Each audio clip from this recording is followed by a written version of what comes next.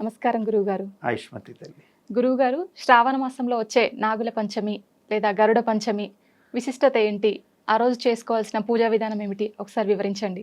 మాసం దక్షిణాయనంలో గ్రహాల పరంగా చూసినట్లయితే మీరు శ్రావణ మాసం వచ్చేసరికి రాహుకేతువుల డైరెక్షన్లోకి ఇంచుమించుగా అన్ని గ్రహాలు సర్దుకుంటుంటాయి ప్రతిసారి.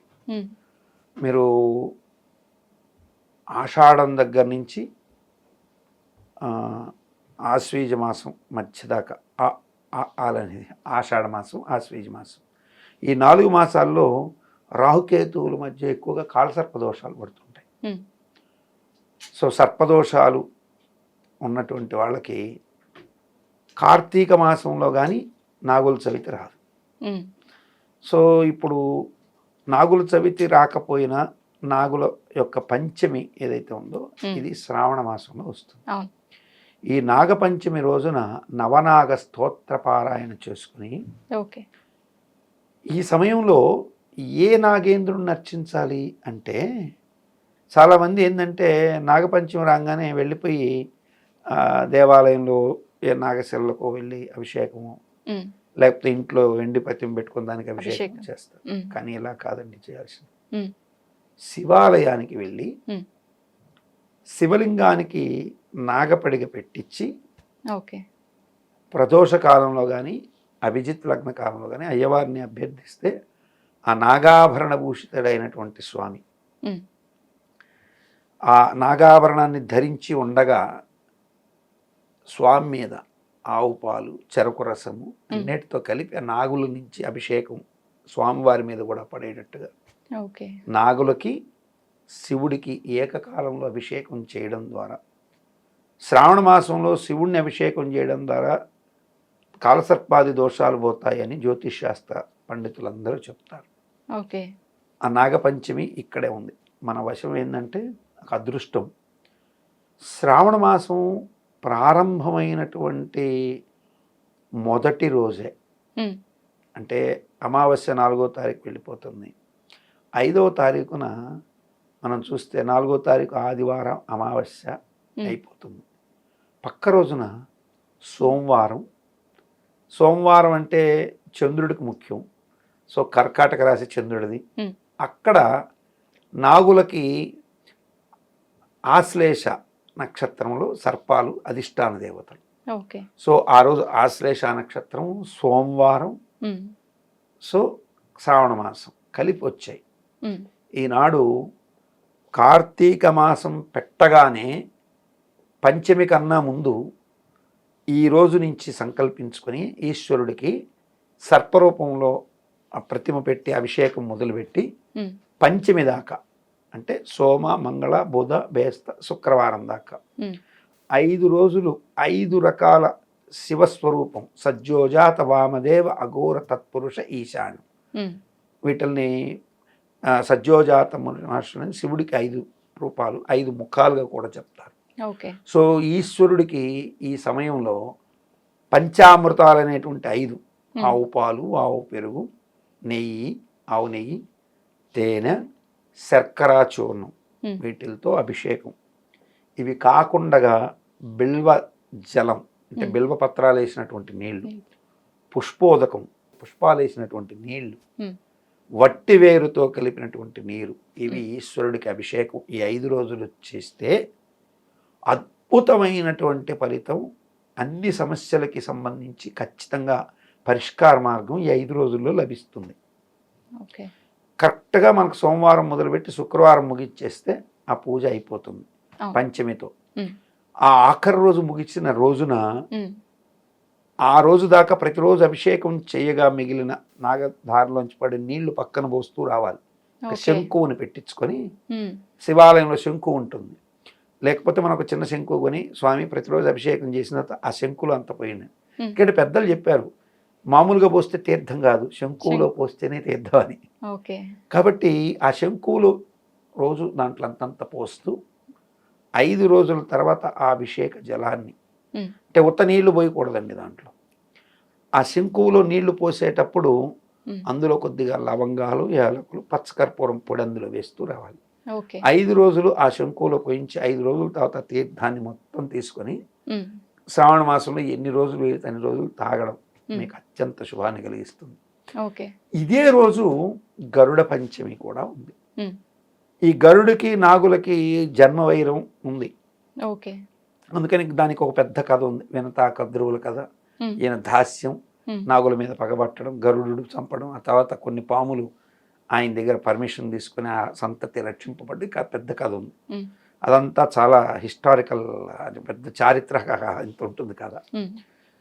సో అయితే గరుడు ఈ పంచమి రోజు యథాప్రకారం ఆయన నాగుల్ని తినడం ఆయన బాధ్యత కాబట్టి ఆయన వస్తాడు. ఓకే. సో ఆయన బాధ్యత ఏంది? ఆయన విషసర్పాలని తీసుకెళ్ళిపోతుంటాడు. ఓకే. సో ఆ విషసర్పాలని ఆయన హరించడానికి వస్తాడు కాబట్టి హ్మ్. ఆ గరుడు విషసర్పాలతో పాటు దేవతా సర్పాల మీద కూడా ఆయన పంజా పడే అవకాశాలు ఉండకుండా హ్మ్. నాగుల వల్ల మీకు కలిగేటువంటి సర్పదోషాలు కూడా మీకు రాకుండా హ్మ్. ఈ సమయంలో విష్ణువుని ఆరాధించి గరుడ పురాణాన్ని చదువుకోవడం. మనం గరుడ పురాణం అంటే ఏమనుకుంటారంటే అందరూ చచ్చిపోయినప్పుడు మాత్రమే చదువుతారు. అవును. చాలా తప్పు. ఈ నాగుల పంచమి రోజున ఈ 5 రోజులు గనక కానీ లేదా నాగపంచమి రోజు కానీ హ్మ్. గరుడ పురాణం చదివితే ఆ జన్మాంతంలో మీరు చేసినటువంటి దోషాలు, గత జన్మలో చేసుకున్న పాపాల చేత హ్మ్. ఈ జన్మలు కూడా మారిపోతుంటాయి. ఓకే. కన్ను వంకరగా, కాలు వంకరగా, లేకపోతే ధనం లేకుండా, ధనం ఎక్కువైపోయి మనశ్శాంతి లేకుండా ఈ జన్మలన్నింటికి పూర్వజన్మ కృతం.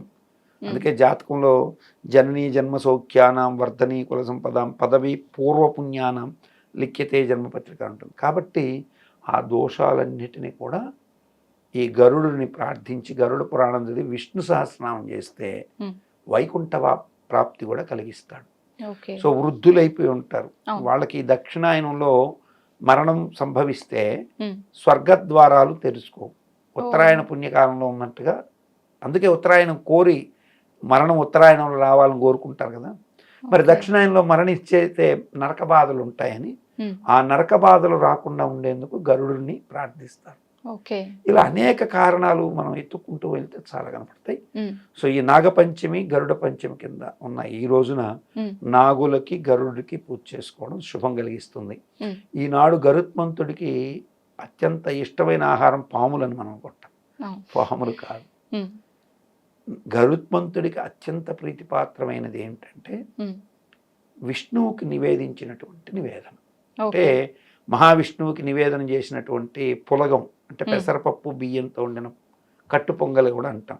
ఓకే. పులగం కావచ్చు, కట్టు పొంగలి. అది హ్మ్. గరుత్మంతుడికి అత్యంత ప్రీతిపాత్రం. ఆ స్వామి ఓకే. ప్రసాదం ఆయనకి పెడితే పరమాన్నంగా తీసుకుంటాడు. ఓకే. అమృతం ఆయనకేం కొత్త కాదు. కానీ విష్ణు ప్రసాదం ఆయనకి ఎప్పటికప్పుడు కొత్తే. హ్మ్. కాబట్టి మీరు ఏ వెంకటేశ్వర స్వామి దగ్గరనో, లక్ష్మీదేవి మూర్తితో ఉన్నటువంటి నారాయణుడి దగ్గరనో చేసిన నైవేద్యాన్ని బయట తీసుకెళ్ళి పెడితే గరుత్మంతుడు దాన్ని స్వీకరిస్తాడని ప్రతీతి. ఓకే. శుభం కలుగుతుంది. అయితే గురువుగారు ఇప్పుడు నాగుల పంచమి, నాగుల చవితి అనగానే అందరూ పుట్ట దగ్గరికి వెళ్లి పాలు పోయడం, లోపల కోడిగుడ్లు వేయడం ఇట్లా చేస్తుంటారు. అది ఎంతవరకు కరెక్ట్ గురువుగారు? దానివల్ల ఫలితాలు ఉంటాయా? ఇది పూర్తిగా అజ్ఞానం. హ్మ్. నాగుల చవితి అనగానే పుట్ట దగ్గరికి వెళ్ళిపోతారు. హ్మ్. పోసే పాలు ఆవు పాలు పోయడం శుభస్కరం. హ్మ్. దాంట్లో చాలా ఉంది. హ్మ్. కానీ కోడిగుడ్లు దేవతా సర్పాలు అసలు తినవు. ఓకే. మనం చూస్తున్న పాములన్నీ దేవతా సర్పాలు కావు. హ్మ్. ఇవన్నీ కూడా ఆ యొక్క కద్రువ సంతానమైనటువంటి శాపగ్రస్తమైన పాములు. ఓకే. అందుకే వాటిని కనపడగానే మనిషి కొట్టి చంపేద్దామనే ఆలోచన వస్తుంది. అవును. పుట్టలో కనపడితే మాత్రం దండం పెడతాడు. అవి తప్పించుకొని సహవాస దోషంతో పుట్టలోంచి లేస్తే మాత్రం దండం పెడతాడు. హ్మ్. ఏ శివలింగానికి చుట్టుకుంటే దండం పెడతాడు. అవును. కానీ నిజమైన దేవతా సర్పం ఖచ్చితంగా మంచి పసిమి వన్నె, అంటే బంగారు వర్ణంలో హ్మ్. ఒక జానెడు ఉంటుంది. అంతేనా? ఇంతకు మించి పెద్ద పాము కాదు. ఓకే. అది తలుక్కు అంటే మెరుసు, లేదంటే ఇంత ఉంటుంది అంతే. ఓకే. ఈ మనం చూస్తూ ఇంతంత పెద్ద పడిగలు ఉన్నవి, వీటిల్లో ఎక్కువ భాగం శాపగ్రస్తమైనటువంటి శాపాలు. అంటే కద్రువ చేత శపింపబడిన, వినతా కద్రువులు అన్నారు కదా, కద్రువ శాపానికి గురైనటువంటివి ఓకే. పాములు. వీటిల్లో తక్షక జాతి ఉంది, వాసుకి ఆదిశేషుల జాతి కొన్ని పూజలు అందుకుంటాయి. ఇవి కింగ్ కోబ్రాల్లో ఇంకొక రకం. శ్వేతనాగులు ఇవి ఇవి అదృష్టం. తెల్లటి శ్వేతనాగు కనపడిందంటే చాలా శుభం. కళ్ళలో తెల్లటి శ్వేతనాగు కనిపించి దర్శనమిస్తే సంపద కలుగుతుంది. నల్లగా ఉండి కింగ్ కోబ్రా అంటాం కదా, ఈ పాము అత్యంత ప్రమాదకరమైన తక్షక జాతికి చెందింది. దాని కాటు కూడా అమిత భయంకరంగా ఉంటుంది. కింగ్ కోబ్రా కొడితే బతికినోడు లేడు. సో ఈ మిగతా సర్పాలు, కట్లపాములు కావచ్చు, పింజరి కావచ్చు, ఇవన్నీ కూడా జర్రిపోతులు, ఇవన్నీ కూడా కద్రువ సంతానంలోని ఒక్కొక్క వర్గాన్ని. కుళిక, ఘాతక, శంఖచూడ, ఈ మహాపద్మకాల, ఇట్లాంటి దోషాలు కలిగిన సర్పాల జాతులే మానవుడికి ఎక్కువ కనపడుతుంటాయి. దేవతా సర్పాల ఉనికి బహు అరుదుగా ఉంటుంది. వాసుకి సంతానంలోనూ ఆదిశేష సంతానంలోనూ ఉన్నటువంటి సర్పాలు కొన్ని ఉంటాయి. ఇవి కూడా బాగా పొడుగ్గా ఉంటాయి. కానీ ఉత్తమమైనటువంటి ఒరిజినల్ దేవతా అంటే ఆ కద్రువ ఆగ్రహానికి గురి కాకుండా రక్షింపబడినటువంటి నిజమైన సర్పాలు బంగారు వన్నెలు ఈశ్వరుడి మెడను అలంకరించినటువంటి వాసుకి జాతిలోనే ఉంటాయి. అవి కూడా ఇంతే ఉంటాయి, చిన్న చిన్నవిగా ఉంటాయి, చాలా చిన్నటిగా ఉంటాయి. దేవతానుగ్రహం వాటిల్లో ఉంటుంది. వీటిల్లో కూడా కొన్ని పాములు ఒక 100 years మనిషి కంటే పడకుండా పెరుగుతాయి. అలా మనిషి కంట పడకుండా వాటి పని చేసుకున్న వాటికి దేవతా లక్షణాలు వస్తాయి. అవి ఆదిశేషుడు, వాసుకి ఈ జాతికి చెందినవి. తక్షక జాతికి చెందిన పాములు ఎప్పుడూ ప్రమాదకరమే. అవి మనిషిని చూడంగానే ఫెరోషియస్గా పైన పెట్టి కొట్టేస్తాయి. సో తక్షక జాతిని ఘాతక, కులిక, జాతక సర్పదోషాలు. కర్కోటకుడు మహాదోషం. కర్కోటకుడు మేలు చేయించి కాటేశాడు. నలచక్రవర్తి కథలో కనపడుతుంది. మేలు చేస్తే కాటేసి విషగ్రస్తంగా చేసేస్తాడు నలమహారాజుని. తక్షకుడు అటువంటి వాడే, కులికుడు అటువంటి వాడే, ఘాతకుడు అటువంటి వాడే, శంఖచూడు అటువంటి వాడే. కాబట్టి ఈ సర్పజాతులు మనకు లేవు. వీటిల్లో నాగమణిని 100 సంవత్సరాలు బతికిన తర్వాత వీటికి నాగమణులు వస్తాయి. ఆ జాతి పాములు ఉత్తమ సంస్కారవంతంగా కలిగి ఉంటాయి. వాటిని శ్వేతనాగులుగా కూడా పిలుస్తారు. ఇవి తెల్లగా ఉంటాయి పాములు. అవి మనిషి కంటపడడం బహు అరుదు. ఒకవేళ కనపడితే మన పూర్వజన్మ సంస్కారం. అది అటు వెళ్తున్నప్పుడు మనం నమస్కరిస్తే గమ్ముగా మనిషి చూస్తున్నట్టుగా చూస్తూ వెళ్ళిపోతాయి. ఇంకొక చిత్రం ఏంటంటే, నాకు ఒకరు చెప్పింది, ఆ మనిషి కనపడంగానే ఆ పాము నేల మీద వెళ్తున్నది, దాన్ని చూసి వీళ్ళు దండం పెట్టగానే అది చక్కగా ఇట్లా లేచి పడిగ పట్టుకొని మనిషి నడుస్తున్నట్టుగా పాము ఇలా ఇలా ఇలా అలా వెళుతుంది అని చెప్పారు. సో అంటే వెళ్తున్నప్పుడు అది కింద ఏదో కాళ్ళు పెట్టుకొని నడుస్తూ పాము పడిగ పెట్టుకొని పాము పడగ పెట్టుకొని మనిషి నడిస్తే అలా వెళ్తుందట. సో ఇదొకటి. ఇవి కాకుండా ఇంకా కొన్ని జాతుల పాములు ఉంటాయి. వీటిని ఫ్లయింగ్ స్నేక్స్ అంటారు. ఎగురుతూ వచ్చి మనిషిని కొట్టి చంపేస్తాయి. ఇవన్నీ తక్షక జాతి. ఇవన్నీ మనిషికి హార్మ్ఫుల్గా ఉండేవి. ఇప్పుడు మనకి చట్టాలు వచ్చి వాటిని ఏవి చంపొద్దు అని చెప్పి వాటిని జాగ్రత్త చేస్తుంటారు. ఒక్కొక్కసారి వీటిని భద్రపరిచేందుకు వాళ్ళు చేసే ప్రయత్నాలు అవి కాటేసి చచ్చిపోయిన వాళ్ళు కూడా ఉన్నారు. కింగ్ కోబ్రా కొట్టి. చాలా చక్కగా వివరించారు గురువు గారు. ధన్యవాదాలు. తల్లి.